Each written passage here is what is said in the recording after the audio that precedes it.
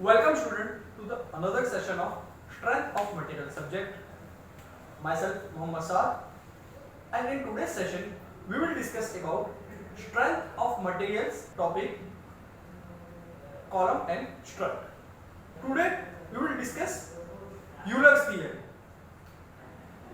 Euler's theory of column buckling is used to estimate the critical buckling load of column since the stress in the column remains elastic.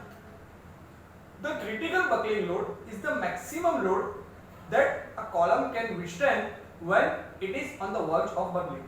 मतलब कि Euler's theory के हिसाब से हम सबसे पहले Euler's theory use होती है क्रिटिकल बकलिंग लोड फाइंड करने के लिए। और क्रिटिकल बकलिंग लोड क्या होता है कि maximum load a column can sustain, a maximum load a column can sustain when it is on the verge of buckling।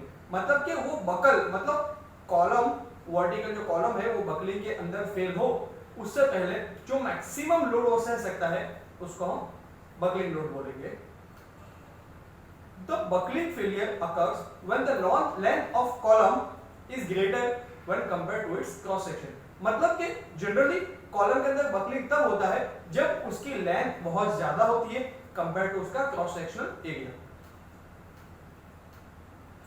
The Euler's theory is based on certain assumptions related to the point of axial load application, column material, cross sectional, stress limit and column failure। मतलब कि जो Euler's theory है उसके अंदर उसने कुछ assumptions किए हैं related to axial load application है, कॉलम का जो मटेरियल है वो कितना यूनिफॉर्म है, कितना उसके अंदर मिक्सचर किया गया है, कि उसका क्रॉस सेक्शनल एरिया है, स्ट्रेस की लिमिट है, ये सब उसने बहुत सी चीज assumption किया है उसने। तो validity of Euler's theory is subjected to the condition that failure occurs due to the buckling. मतलब कि यूलर ने ऐसा एज्यूम किया है कि जो कॉलम का फेलियर होगा तो वो सिर्फ बकलिंग की वजह से ही होगा और कोई भी फैक्टर मतलब कि इससे डायरेक्ट स्ट्रेस है वो अप्लाई नहीं होगा। अब हम यहाँ पर देख लेते हैं the Euler's theory states that the stress in the column due to direct load is small compared to the stress due to buckling failure. मतलब जैसे कि हमने पहले यहाँ पर डिस्कस किया कि जो लोड होगा वो डायरेक्ट लोड होगा compared to the other stress. The Euler's theory states that the stress in the column due to direct load is small compared to the stress due to buckling failure. Based on this statement, a formula is derived to compute the critical buckling load of the column. Equation is based on bending stress and neglect direct stress due to a direct load on the column. तो Euler's theory से हमने यहाँ पर formula derive किया है जैसे कि आपको स्क्रीन पर दिखाई दे रहा है। PE मतलब के Euler's load for buckling failure is equal to pi square EI upon LE square। pi यहाँ पर कांस्टेंट है, E है मॉड्यूलस ऑफ इलास्टिसिटी, I है हमारा मोमेंट ऑफ इनर्शिया और जो LE है वो है हमारी इफेक्टिव लेंथ ऑफ कॉलम। चलिए हम देख लेते हैं कॉलम एंड कंडीशन और इफेक्टिव लेंथ ऑफ कॉलम के बारे में।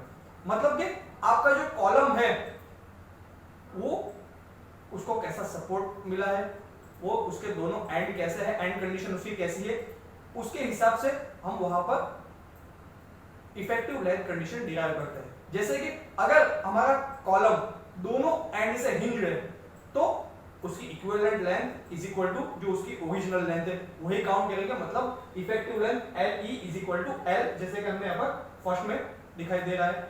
उसके बाद है one and fixed and one and free. मतलब कि एक एंड अगर फिक्स होगा जैसे कि आपको सेकंड में आपको दिखाई दे रहा है तो वन एंड अगर उसका फिक्स है दूसरा एंड उसका फ्री है तो हमारी effective length is equal to 2L हो जाएगी। मतलब जो ओरिजिनल लेंथ है उससे इफेक्टिव लेंथ डबल हो जाएगी।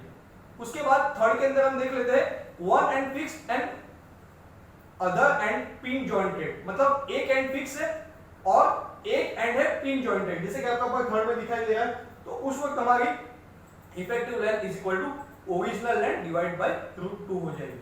और लास्ट में अगर दोनों एंड फिक्स है तो इफेक्टिव लेंथ जैसे कि आपको फोर्थ में दिखाई दे रहा है अगर दोनों एंड फिक्स है तो आपकी जो इफेक्टिव लेंथ है वो ओरिजिनल लेंथ की हाफ हो जाएगी जैसे कि आपको फोर्थ के अंदर दिखाई दे रहा है। तो ये हमने देख लिया column and condition.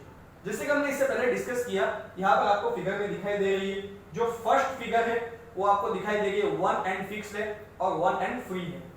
Second figure में हमने जैसे इससे पहले डिस्कस किया था बोथ एंड पिन्ड है। थर्ड फिगर के अंदर आपको 1 एंड फिक्स्ड है और 1 एंड पिन्ड है। और जो लास्ट फोर्थ फिगर है वहां पर आपको both the end are fixed, जैसे कि हमने फोर्थ कंडीशन में देखा था, जिसके अंदर effective length is equal to original length divide by 2 हो जाता था। तो ये हमने जो आगे इससे पहले जो टेबल में हमने देखा उसी की फिगर है ये चार। अब हम आगे देख लेते हैं यूलर्स लोड के न्यूमेरिकल। हमको जैसे कि यहाँ पर स्क्रीन पर क्वेश्चन दिया गया है, a 6 meter long steel column of 200 mm multiplied by 300 mm dimension in section is fixed at both end. Find least radius of gyration, slenderness ratio and Euler's crippling load. मतलब कि यहाँ पर हमको एक स्टील का कॉलम दिया गया है जिसकी लेंथ है 6 मीटर, उसका डायमेंशन क्रॉस सेक्शन हमको दे दिया गया है 200 multiply by 300 mm in cross section. उसकी कंडीशन बता दी गई है कि दोनों एंड पर वो फिक्स्ड है। हमको फाइंड करना है number 1 list radius of gyration, number 2 slenderness ratio और नंबर 3 यूलर्स क्रिपलिंग लोड। चलिए हम यहाँ पर देख लेते हैं। सबसे पहले हम यहाँ पर मेंशन कर देते हैं गिवन डेटा। गिवन डेटा के अंदर हमको जैसा बताया गया है लेंथ 6 मीटर है, जिसको हमने कन्वर्ट कर दिया mm में 6000 mm। उसके बाद हमको जैसे कंडीशन बताई गई है कि दोनों एंड फिक्स्ड है, तो उसके लिए हम इफेक्टिव लेंथ की कंडीशन फाइंड कर लेते हैं।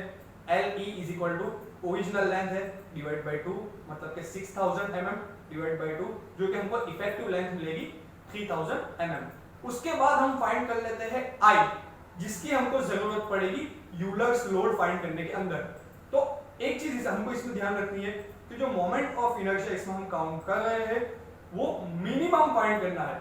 मतलब कि अगर ये रेक्टेंगुलर है तो उसके अंदर BD क्यूब बाय 12 होगा, तो D हमेशा हम स्मॉल वैल्यू को ही लेंगे।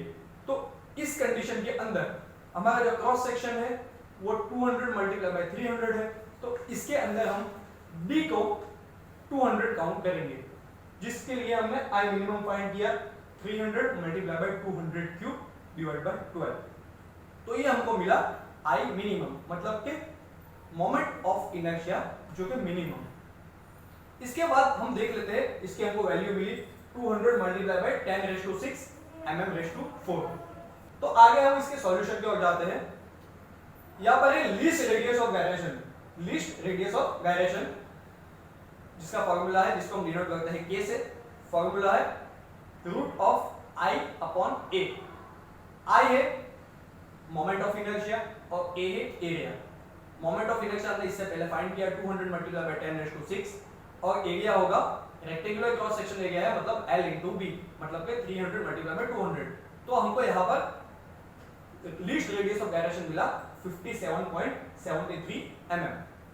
ये हमको जो फर्स्ट फाइंड करने को बोला गया था क्वेश्चन में वो। उसके बाद हम चलते हैं स्लेंडरनेस रेशियो फाइंड करने के लिए। स्लेंडरनेस रेशियो को हम लैम्डा से डिनोट करते हैं। उसकी फॉर्मूला है LE, मतलब कि effective length of column upon K। तो LE effective length of column हमने इससे पहले गिवन डेटा में फाइंड किया है जो कि 3000 mm है, और K जिसको हमने इससे पहले हमने फाइंड किया उसकी वैल्यू है 57.73 mm।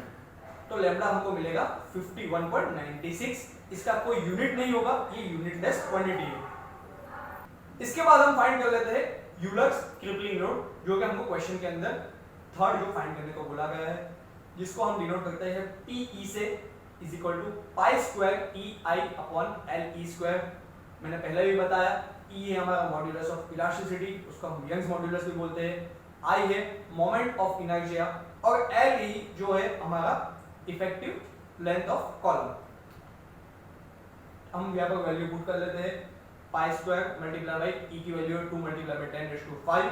I हमने इससे पहले फाइंड किया 200 मल्टीप्लाई बाय 10⁶, और इफेक्टिव लेंथ ऑफ कॉलम है 3000 का स्क्वायर यहाँ पर हम करेंगे, तो हमको मिलेगा 43.86 इंटू 10⁶ न्यूटन। ये हमको यूलर्स क्रिपलिंग लोड मिला। ये रहे आपके आज के टॉपिक के कुछ इंपॉर्टेंट क्वेश्चंस। आप वीडियो को ध्यान से देखने के बाद इसको सॉल्व करने का ट्राई कीजिए। और अगर आप इसकी एमसीक्यू बेस्ड एग्जाम देना चाहते हैं तो डिस्क्रिप्शन के अंदर लिंक दी गई है। Thank you.